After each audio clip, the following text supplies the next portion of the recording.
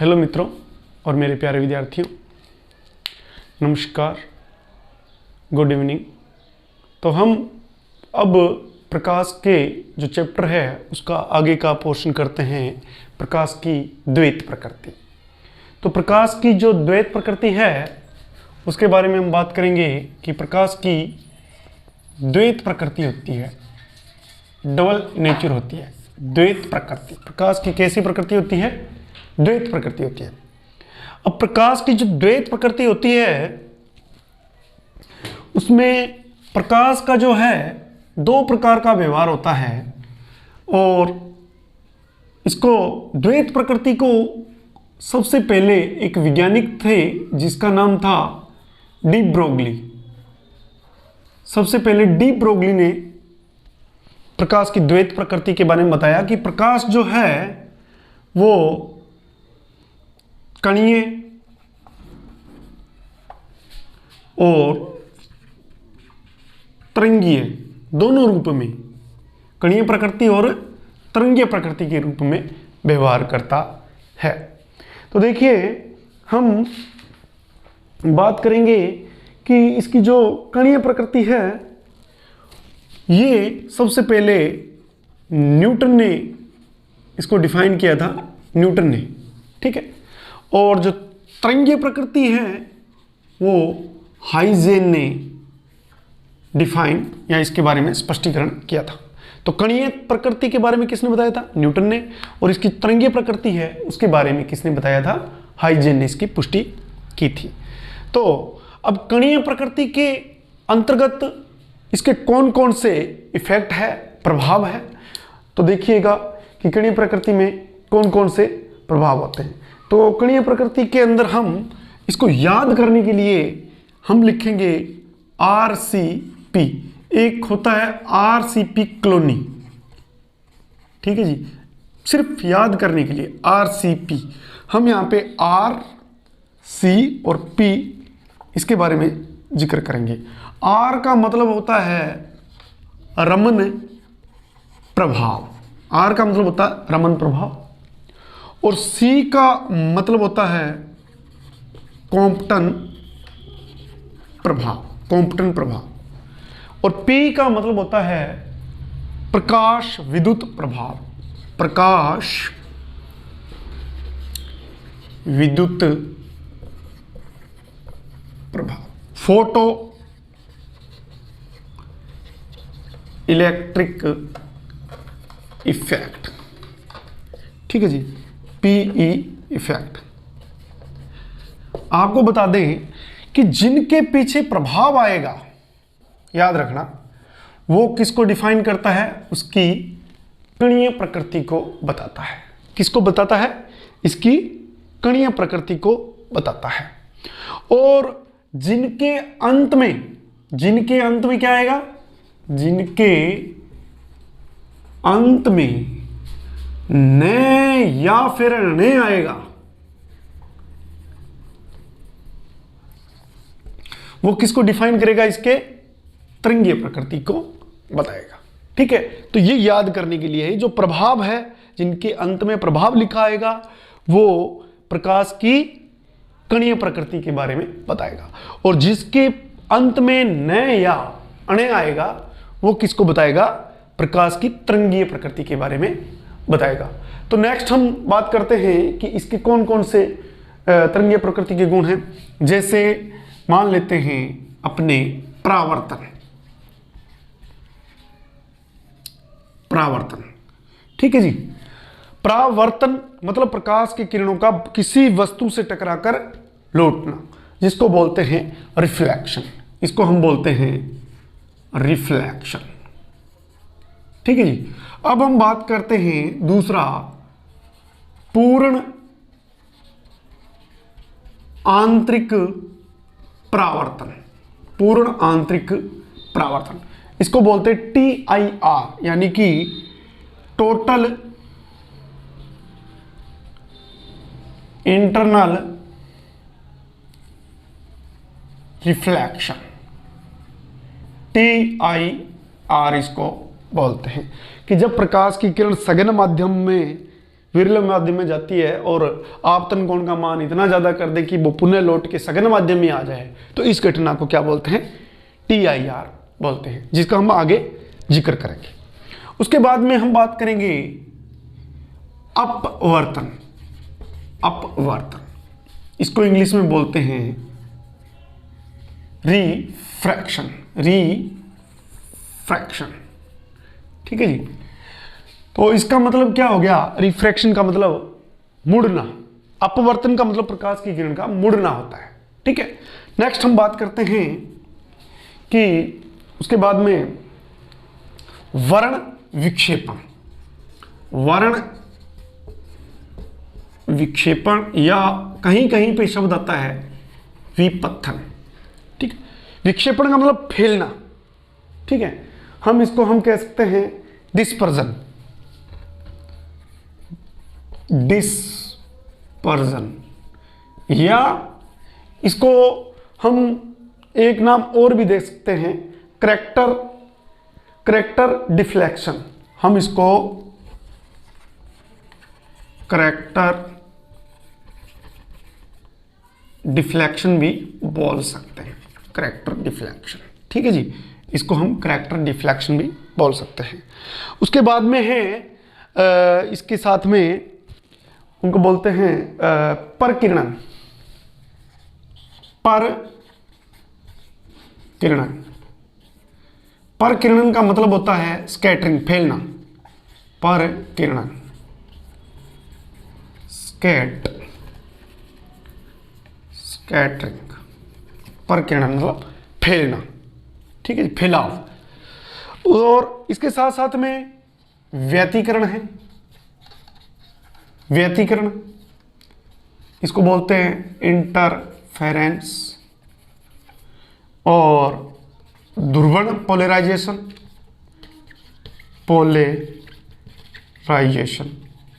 तो आप देखिए, आपको ताज्जुब होगा कि जिनके पीछे न हैं वो प्रकाश की तरंगीय प्रकृति के बारे में, और इन सब के पीछे क्या है? न है। देखो इसके अंत में क्या है? न।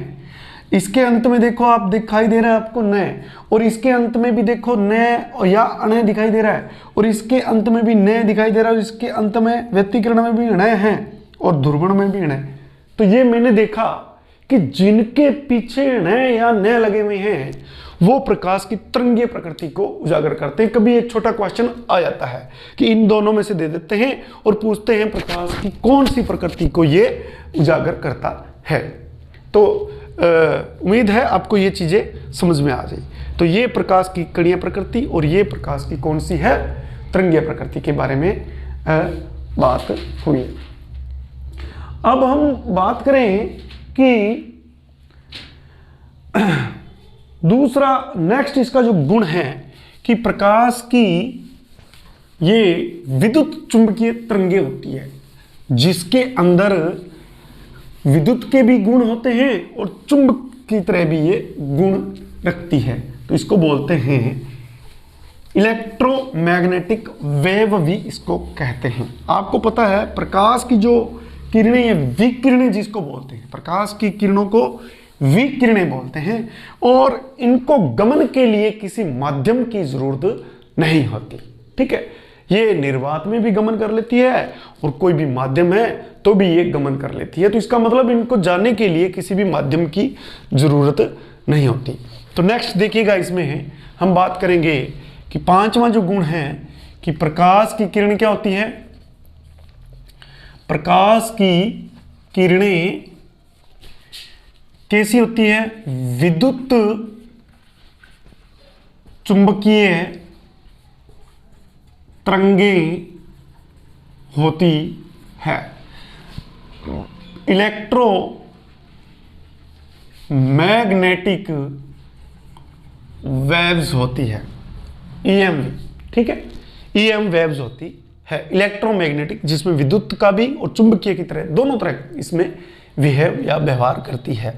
तो इसके बारे में अगर हम देखें तो हम आगे इसके बारे में बात करेंगे। तो एक छोटा सा कोड वर्ड है, EMB में, इलेक्ट्रोमैग्नेटिक वेव में कौन कौन सी तरंगें होती है, रेज होती है, उसके बारे में थोड़ा सा आप जानकारी प्राप्त करते हैं।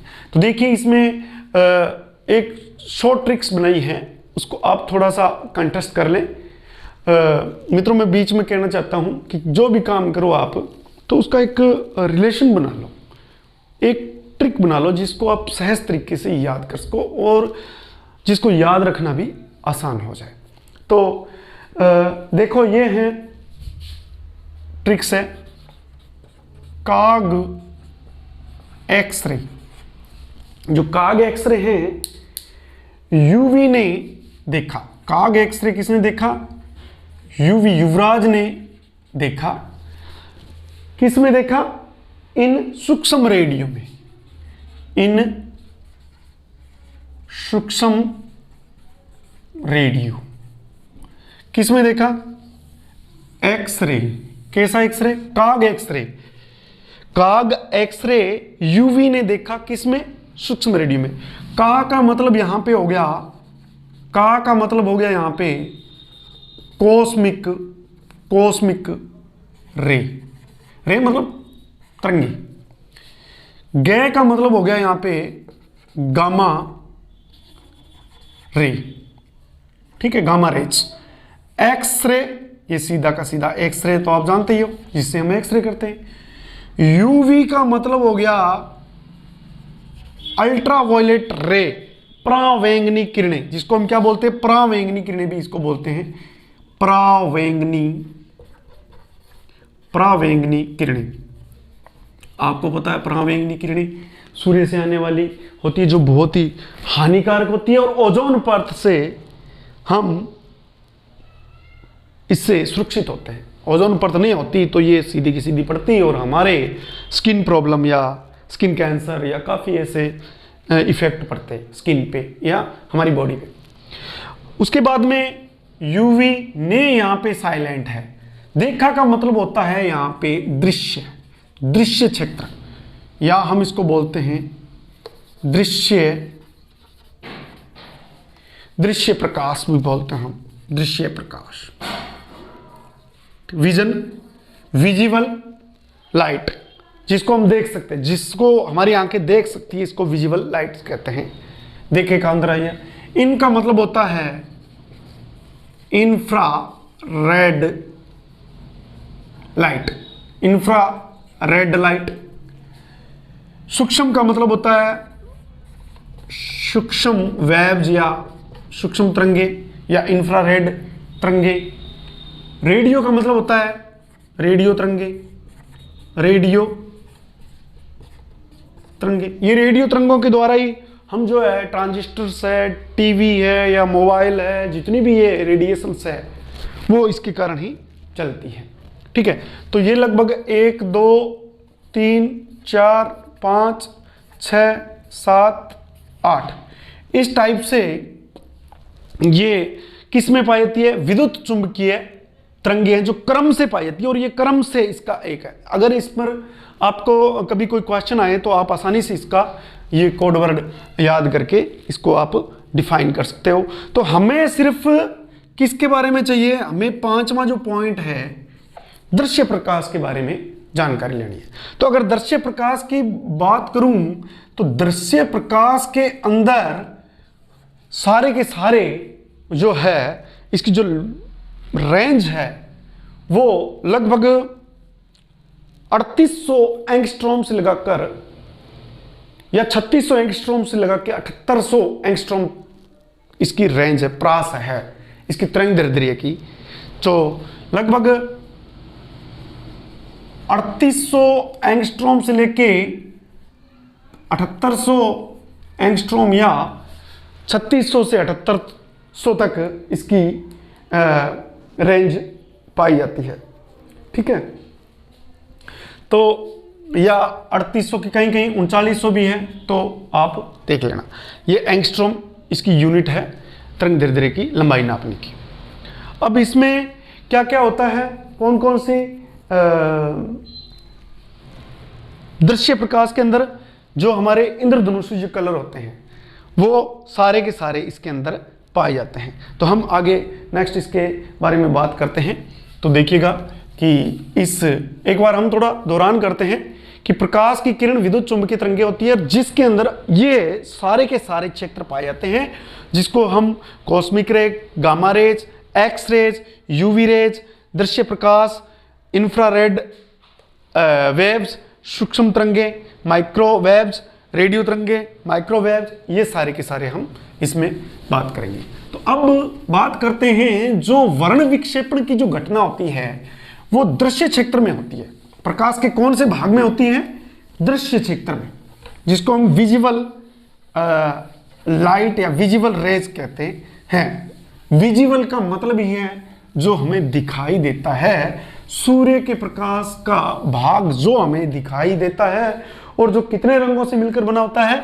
7 रंगों से मिलकर बना होता है। तो जो विजिबल रेज है या जो विजिबल लाइट है उसके 7 रंग पाए जाते हैं। ठीक है, कितने रंग? 7 रंग, जिसको हम बोलते हैं बे, जा, नी, हरा, पी, ना, ला। बेजानी, हरा, पीला, ये आपको याद करना पड़ेगा। बेजानी, हरा, पीना, ला, बेजानी आपको ये। लेकिन ध्यान रखना, कभी बच्चे ऊपर से इसको लिखना शुरू करते हैं, ऊपर से नहीं लिखें, इसको कहां से लिखना शुरू करें? नीचे से ही लिखना शुरू करें।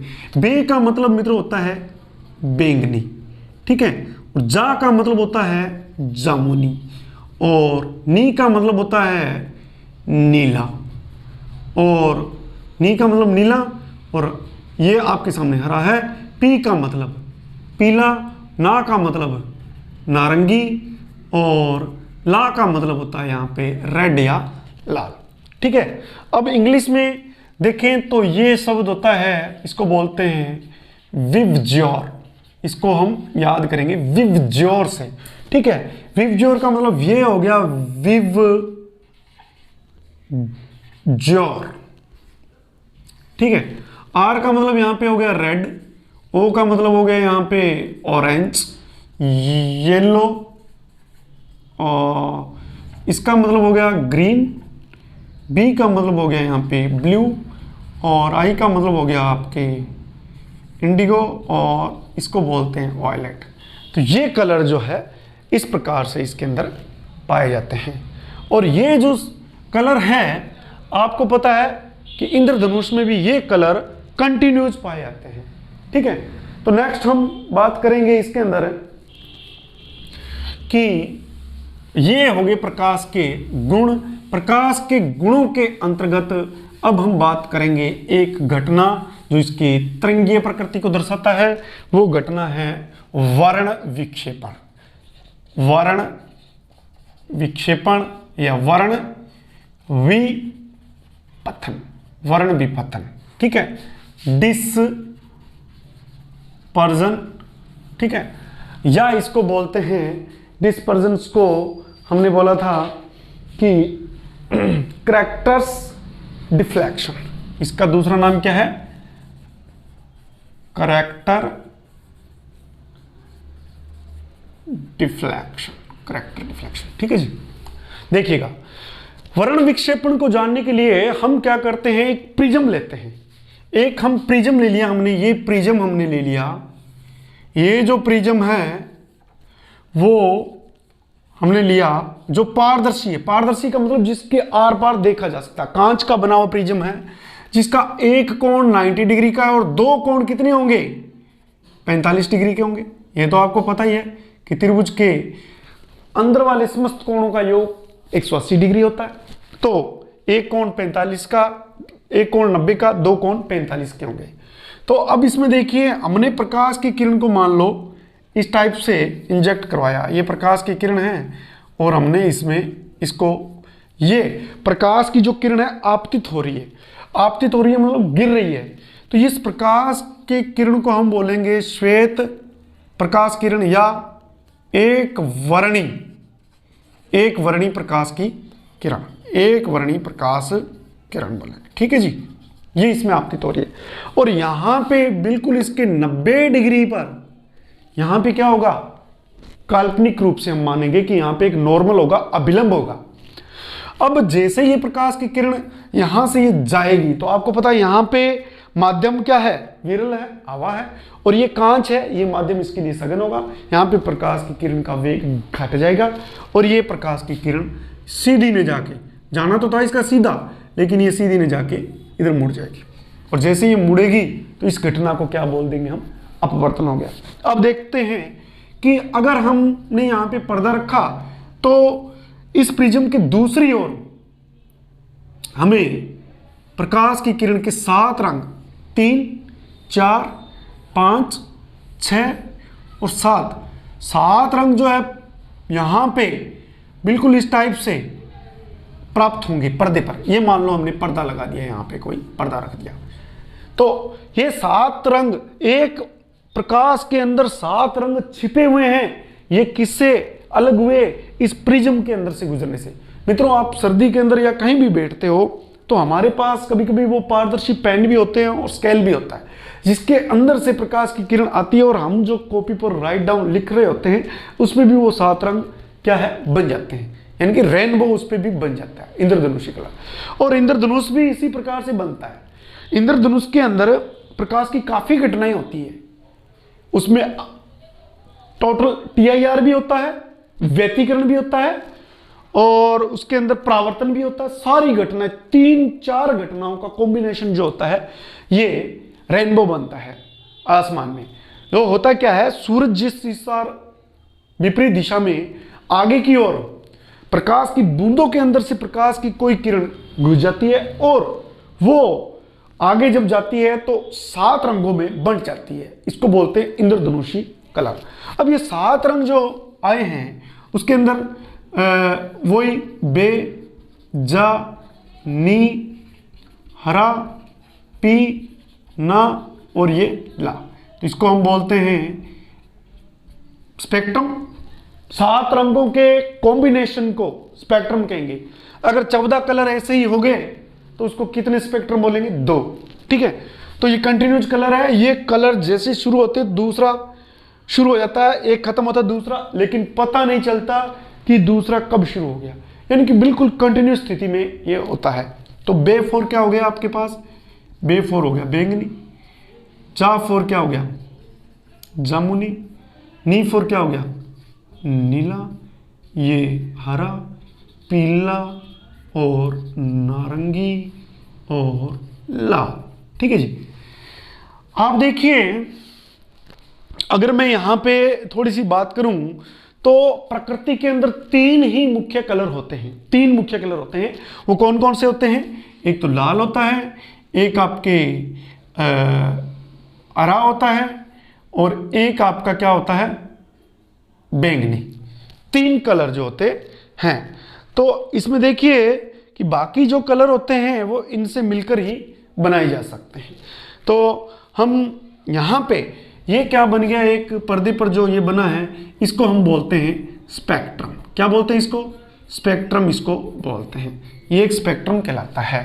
तो स्पेक्ट्रम किसको कहते हैं कि इंद्रधनुषी कलर बैंगनी से शुरू होकर लाल तक जो खत्म होता है उसको एक स्पेक्ट्रम कहते हैं। ठीक है, तो ये 7 के 7 रंग जो होते हैं प्रकाश के अंदर बने होते हैं। अब इस क्रिया को क्या बोलते हैं, इस घटना को क्या बोलते हैं, जब कोई प्रकाश की किरण, हम इसको ऐसे डिफाइन कर सकते हैं कि जब कोई प्रकाश की किरण प्रिज्म में से गुजरती है तो प्रिज्म के दूसरी ओर प्रकाश किरण 7 रंगों में विभक्त हो जाती है।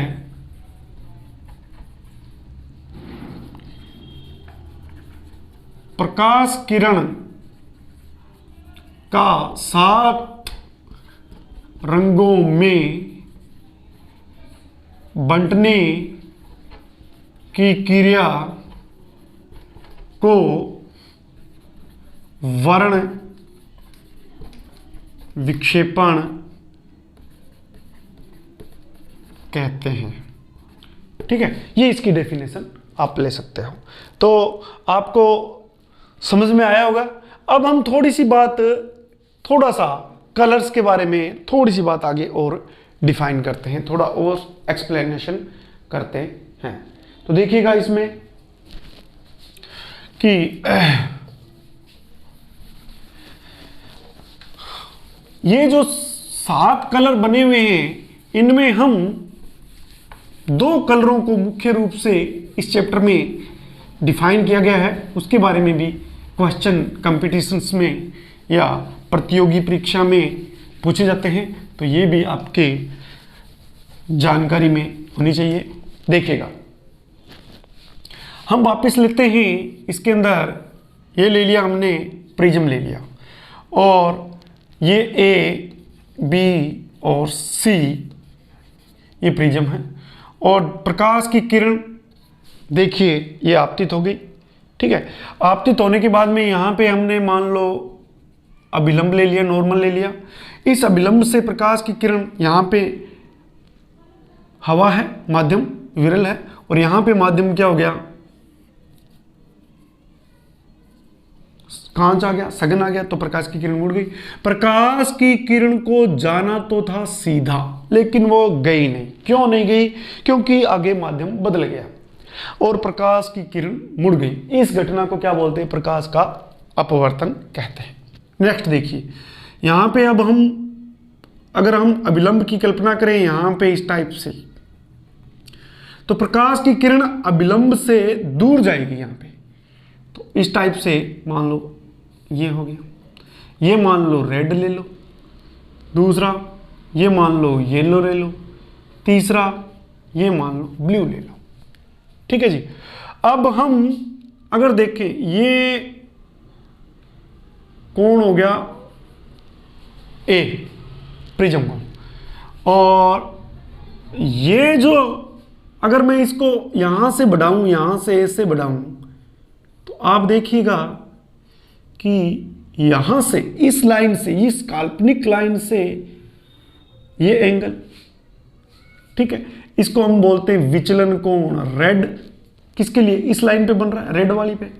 दूसरा अगर हम माने येलो वाली के लिए, तो ये हो गया डेल्टा वाई, और अगर हम माने ब्लू वाली के लिए, तो ये हो गया डेल्टा ब्लू। तो अगर इसको हम डेल्टा को यहां पे हम डेविएशन एंगल या विचलन कोण कहते हैं। कौन सा कोण? विचलन कोण कहते हैं। तो ये जो विचलन कोण का मान है किसके लिए ज्यादा होगा? लाल के लिए। अगर मैं इसको ऐसे रखूं तो लाल के लिए कम होगा, उसके बाद में येलो के लिए उससे ज्यादा, और सबसे ज्यादा विचलन कोण का मान किसके लिए होगा? ब्लू के लिए। ठीक है, विचलन कोण का मान सबसे ज्यादा किसके लिए होगा? ब्लू के लिए। देखो, तो इसमें अगर मैं लिखूं यहां पे, तो यहां पे विचलन कोण क्या होगा? बहुत ही कम, मिनिमम। ठीक है जी। और यहां के लिए जो ब्लू है, ब्लू कलर है, उसके लिए विचलन ज्यादा हो रहा है। विचलन का मतलब अपनी मूल जगह से, इसकी मूल जगह तो थी कैसे? सीधी थी, लेकिन वो कैसे? इसकी मूल जगह तो ये थी, लेकिन ये कितना विचलित हो गई, अपने राह से भटक गई, मुड़ गई, उसको बोलते हैं इसका विचलन। और जो इससे कोण बना रही है उसको बोलते हैं विचलन कोण। तो ये विचलन कोण इसका कितना होगा? ब्लू वाले का कितना होगा विचलन कोण? इसका होगा मैक्सिमम होगा। ठीक है जी, इसका लिए अधिकतम होगा इसका। और मित्रों, जिसका विचलन कोण का मान ज्यादा होगा वो फैलेगी भी ज्यादा। ठीक है, आपको पता है प्रकाश के अंदर क्या होता है? जैसे सूर्य का प्रकाश वायु के कणों पर गिरता है, तो वायु के कणों पर चारों ओर फैल जाता है। फैलने के कारण क्या है? आसमान हमें क्या दिखाई देता है? नीला। वायुमंडल के अंदर जब हम पृथ्वी को देखते हैं, आसमान को देखते हैं, या तो कलर कैसा दिखाई देगा आसमान का? आसमान का कलर हमारे को नीला दिखाई देगा। लेकिन वायुमंडल के बाहर जाएंगे तो हमें आसमान का कलर नीला नहीं दिखेगा। क्यों? वहां पे ये घटनाएं प्रकाश वाली होती नहीं है, वहां पे वायुमंडल नहीं है, तो वहां पे हमें आकाश काला ही दिखाई देगा। ठीक है, तो ये बात आप थोड़ा ध्यान रखना।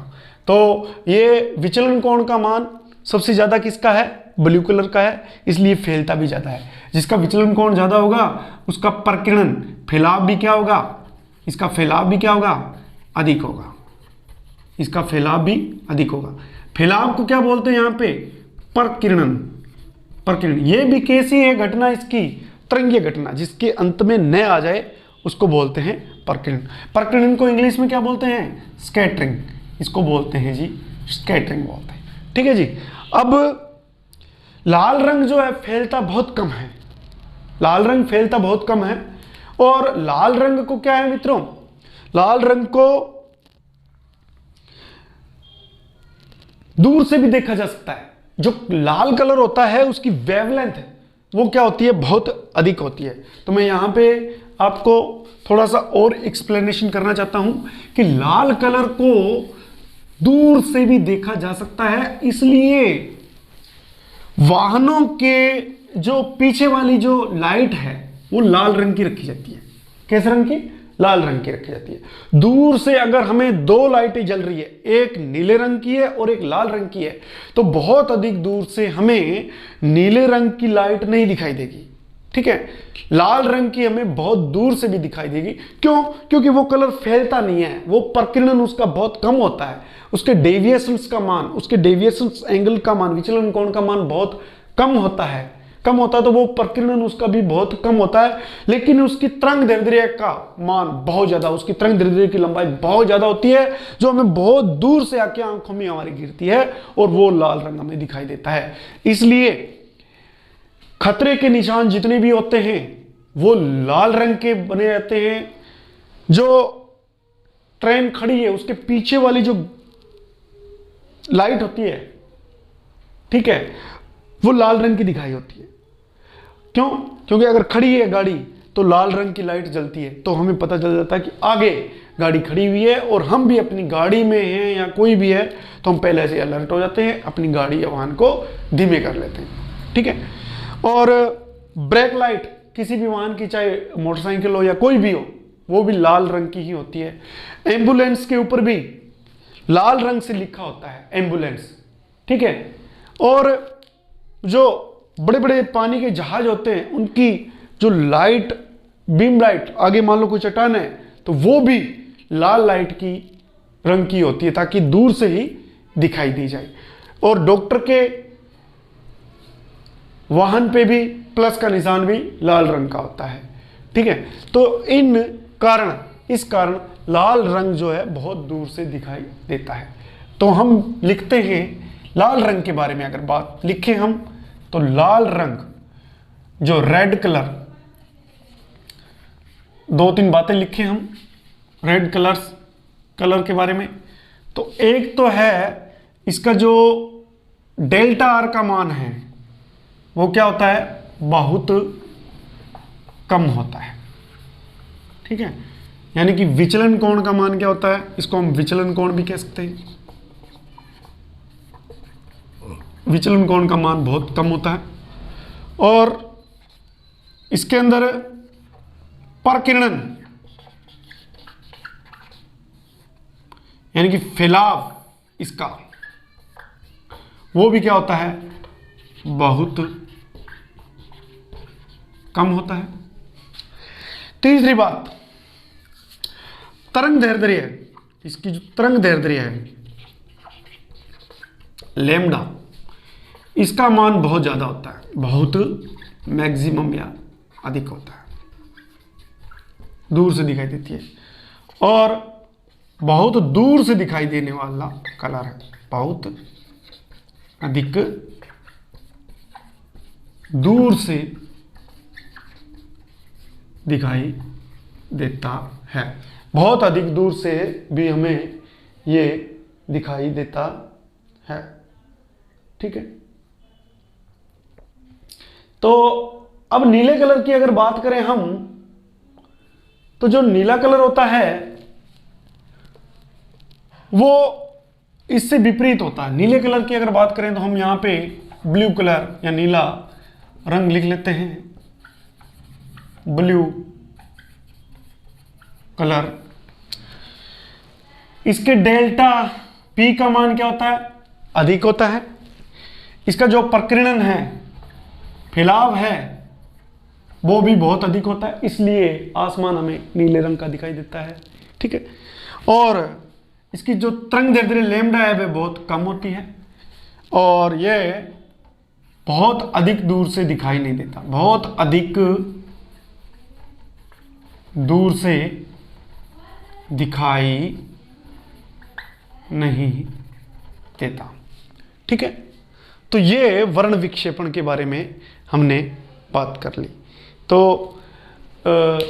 मित्रों, मुझे आशा है कि आपको ये मेरा प्रयास जो है बहुत अच्छा लगा होगा और उम्मीद करता हूँ आपको समझ में भी आया होगा। तो नेक्स्ट जो है, इसका जो पार्ट 3 है वो हम नेक्स्ट करेंगे, जिसके अंदर हम परावर्तन के बारे में और पूर्णांतरिक परावर्तन के बारे में, अपवर्तन के बारे में, दर्पणों के बारे में, लेंस के बारे में हम अपनी स्टडी को जारी रखेंगे।